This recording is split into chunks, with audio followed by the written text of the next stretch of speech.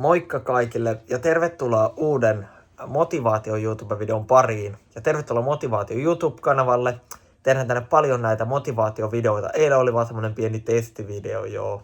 Mutta jatketaan tällä motivaatiovideoilla, kyllä. Ja mut kun aloitellaan. Älä odota. Kuinka monta kertaa olet sanonut itsellesi, aloitan maanantaina ensi kuussa, sitten kun minulla on enemmän aikaa, sitten kun olen valmis. Mutta entä jos se oikea hetki ei koskaan tule? Totuus on, että elämä ei odota ketään.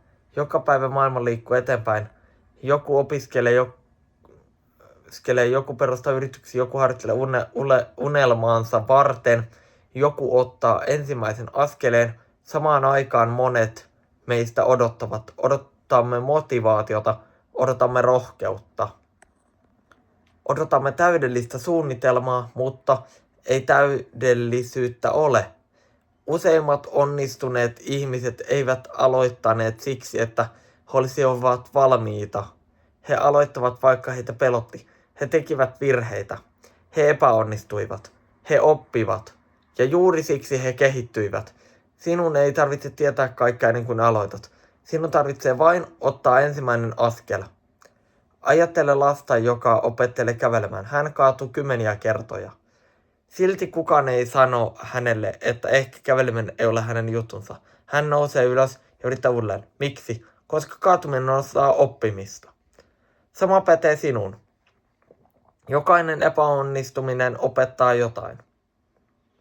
Jokainen pieni onnistuminen kasvattaa itseluottamusta. Jokainen päivä on uusi mahdollisuus. Älä anna eilisen virheiden määrittää huomiotasi. Katso eteenpäin. Jos tavoitteesi tuntuu liian suurelta pienenä askelta, älä pienenä unelmaa. Lue 1 sivu, tee 1 harjoitus, kävele 10 minuuttia, säästä 1 euro, soita se puhelu, jota olet vältellyt. Pienet teot näyttävät merkityksettömiltä tänään, mutta ajan myötä niistä rakentuu uusi elämä. Muista myös, ettei sinun tarvitse olla parempi kuin muut. Sinun tarvitsee olla vain hieman parempi kuin oli eilen. Se riittää. Lopeta itsesi vertaaminen ihmisiä, joiden elämästä näet vain parhaat hetket. Verta itsesi siihen ihmiseen, joka olit kuukausi sitten. Huomaat, että olet edennyt enemmän kuin uskoitkaan. Elämä ei muutu yhdessä yössä, mutta yksi päätös voi muuttaa suunnan. Ja suunta ratkaisee enemmän kuin nopeus. Kun ihmiset katsovat menestyviä ihmisiä, he näkevät tulokset. Harva näkee ne aikaisemmat aamut, ne pitkät illat, ne epäonnistumiset, ne hetket, joilloin olisi ollut helpompaa luovuttaa. Menestys rakennetaan silloin, kun kukaan ei katso. Siksi kysyn sinulta yhden asian. Minkä päätöksen voit tehdä tänään, josta tulevaisuuden sinä kiität?